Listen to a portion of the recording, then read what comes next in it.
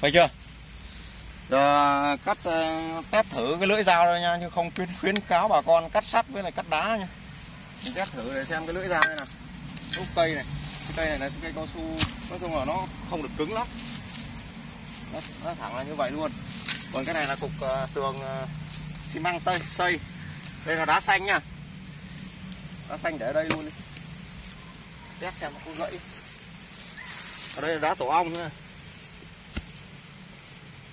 Đây đá xanh.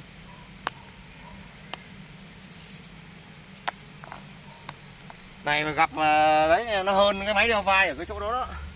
Gặp máy đeo vai thì gãy dao băm một chân thì. Nhưng mà bữa làm video ông kêu cắt thua máy đeo vai. Nó hơn nhau ở những cái gì mức độ an toàn chứ không phải. Mà cái máy đeo vai mà anh có cắt được thắng thì anh cũng mệt như con trâu.